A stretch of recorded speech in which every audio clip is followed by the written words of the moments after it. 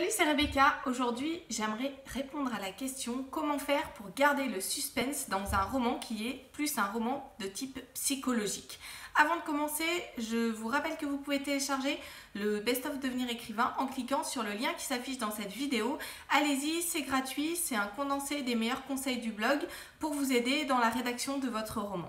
Alors, comment faire pour garder le suspense dans un roman qui soit plutôt un roman de type psychologique ? Il y a deux choses que j'aimerais dire d'abord. La première, c'est que le suspense, c'est pas simplement un risque de mort physique, par exemple. Ça peut être aussi d'autres types de risques, comme un risque de mort psychologique.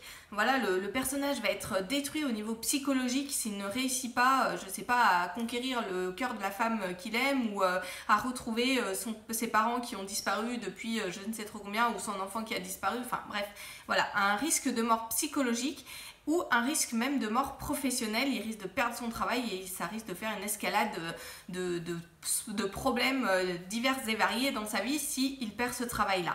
Donc le suspense, c'est pas simplement le personnage risque de mourir d'un coup d'épée entre les côtes, enfin bon, voilà, vous voyez ce que je veux dire.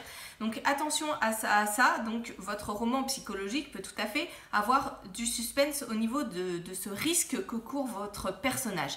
Et puis le suspense, c'est pas simplement des grandes scènes de bataille ou une grande scène où votre personnage va demander la main de la femme qu'il aime et où elle va répondre oui ou non au terme de cette scène-là. C'est pas simplement ça. Le suspense, c'est aussi tous les moments de préparation qu'il y a en amont. Vous bâtissez le suspense, ces moments d'anticipation, le lecteur se demande ce qui va se passer, il ne sait pas ce qui va se passer et c'est à ce moment-là où le suspense naît. Donc il n'y a pas forcément besoin de grandes batailles, il n'y a pas besoin de grandes courses-poursuites pour qu'il y ait du suspense, il y a simplement besoin qu'il y ait de la tension, qu'on se demande si le personnage va s'en sortir ou non, qui est comme ça dans votre roman une succession de moments où le lecteur est sous tension, des moments d'anticipation de ce qui va se passer et des moments où on a des résolutions ou en tout cas où l'action avance, enfin l'action où le roman avance. Alors faites attention dans votre roman à construire du coup votre histoire psychologique pour qu'il y ait une intensification dans la tension dramatique au fur et à mesure. Pas besoin de scènes d'action, mais pas besoin de scènes de grandes courses-poursuites ou de choses comme ça, mais vous pouvez mettre des scènes clés dans lesquelles votre personnage principal, peut-être qu'il y aura par exemple une révélation importante à ce moment-là qui va le conduire à une succession de révélations et le lecteur est sous tension à ce moment-là parce qu'il se dit tiens, est-ce qu'il va arriver à aller plus loin dans l'énigme qui lui est proposée, est-ce qu'il va arriver à aller plus loin dans la relation avec cette femme, est-ce qu'il va aller plus loin et qu'est-ce qui va se passer pour venir envenimer un petit peu les choses au fur et à mesure pour décupler la tension dramatique. Donc faites attention à ça quand vous construisez votre roman. Si vous voulez maintenir le suspense, il faut qu'il y ait des grandes scènes comme ça dans lesquelles la tension dramatique augmente.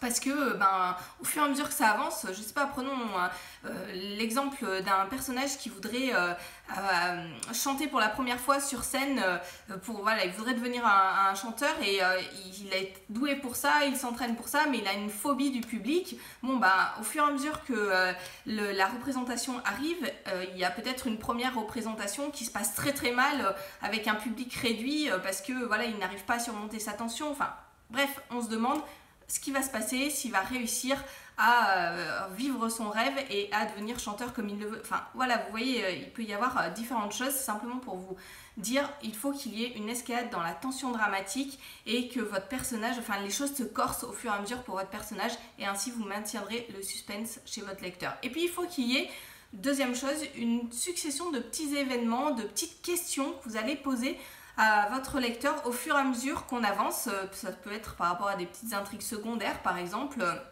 en même temps que ce grand défi de votre personnage de monter sur scène, il peut y avoir une histoire d'amour avec une femme à côté, il peut y avoir d'autres choses, une histoire, un secret de famille qui a été caché et qu'il va découvrir au fur et à mesure, et puis une multitude simplement de toutes petites questions comme ça au sein des scènes qui vont permettre au lecteur de maintenir, qui vont permettre de maintenir l'attention du lecteur et de le pousser à lire la suite. Alors ça peut être des petites choses, ça peut être que les personnages parlent d'un événement qui va se passer et qui se disent entre eux, bah tiens, il y aura une grande surprise pendant cette fête qui aura 3 chapitres plus loin.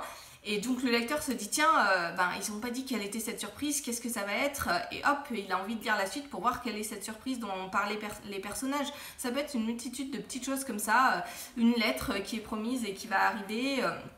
Voilà, mettez des choses qui permettent de susciter la curiosité de votre lecteur, des petites questions auxquelles vous répondez 2-3 chapitres plus loin ou même au chapitre d'après. Ça peut être aussi cet effet que vous connaissez certainement de terminer un chapitre sur un moment clé, un personnage arrive alors qu'il était inattendu ou voilà, un coup le téléphone sonne et hop, on termine le chapitre à ce moment-là et ça permet au lecteur de vouloir lire la suite. N'oubliez pas de répondre à ces petites questions au fur et à mesure parce que sinon votre lecteur va très rapidement se dire bon bah voilà, il me pose il y a plein de questions mais il n'y a pas de réponse, donc qu'est-ce que je vais pouvoir enfin voilà, il sera déçu et on ne peut pas laisser constamment le lecteur sous tension. Il faut qu'à certains moments la tension se relâche et qu'il y ait des réponses à certaines interrogations et puis on relance chaque fois avec d'autres questions. Il y a toujours des questions ouvertes et d'autres qui sont en train de trouver leur résolution.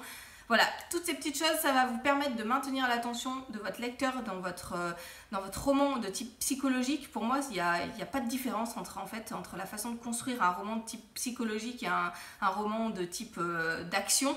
C'est simplement le contenu des scènes qui change, mais au niveau de la construction, c'est toujours les mêmes principes. Cette escalade dans la tension dramatique, ces petites questions qu'on soulève au fur et à mesure. Et puis voilà, réfléchir à la construction globale pour qu'il y ait une avancée dans l'intrigue et qu'on amène le lecteur d'un point A à un point B. Voilà, si ça vous intéresse d'ailleurs au niveau de comment faire pour développer une intrigue au niveau psychologique chez votre personnage, que vous écriviez d'ailleurs un roman d'action, vous pouvez en mêler une intrigue psychologique ou simplement une intrigue psychologique en elle-même. J'ai toute une formation là-dessus, je vous mets aussi le lien dans la description de cette vidéo si ça vous intéresse. Voilà, comment organiser cette progression psychologique de votre héros pour construire son histoire et décupler l'intérêt de votre lecteur. Voilà, avant de nous quitter, je vous rappelle que vous pouvez télécharger le best-of Devenir écrivain en cliquant sur le lien qui s'affiche dans la description de cette vidéo et puis je vous souhaite un très très bon week-end.